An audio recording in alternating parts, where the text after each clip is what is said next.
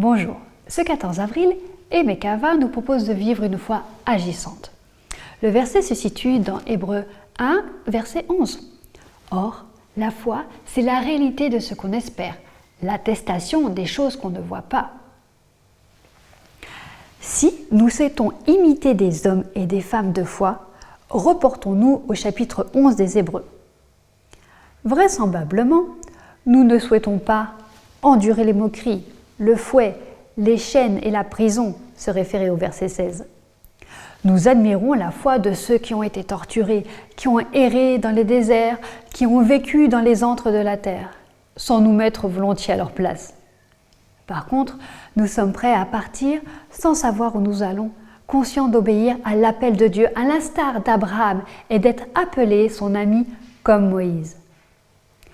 Pourquoi l'auteur des Hébreux affirme-t-il que ces héros de la foi, comme nous les appelons parfois, n'ont pas obtenu ce qui avait été promis? Dieu avait-il en vue quelque chose de meilleur pour eux? Sans doute recevront-ils leur récompense, mais le texte précise. Dieu avait en vue quelque chose de meilleur pour nous.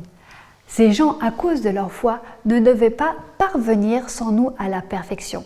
Verset 40. Nous voilà donc concernés, interpellés, appelés. Quand George Muller demande à Dieu de l'aide pour nourrir ses orphelins et qu'il reçoit un chèque envoyé un mois à l'avance correspondant exactement à ses besoins, qu'est-ce qui est primordial? La confiance, la foi finale ou l'envoi du chèque? Aujourd'hui encore, le Seigneur connaît toutes choses. Il voit la fin avant le commencement. Il réalise le commencement en fonction de la fin. Jacques 2, verset 19 dit « Vous croyez, vous avez la foi en un seul Dieu. C'est bien, mais les démons le croient aussi et ils tremblent. » À quel genre de foi sommes-nous appelés? Croire en l'existence de Dieu ne suffit pas. Les textes les plus explicites, pas toujours traduits correctement, sont Apocalypse 14, 12. C'est ici la persévérance des saints qui gardent les commandements de Dieu et la foi de Jésus. Et Marc 11, verset 22. Jésus leur dit « Ayez la foi de Dieu ». En demandant à Dieu d'agir dans notre vie quotidienne, nous risquons de nous confier en nous-mêmes, en notre très sainte foi. N'oubliez pas que nous n'avons pas davantage de foi par nous-mêmes que nous n'avons de vie.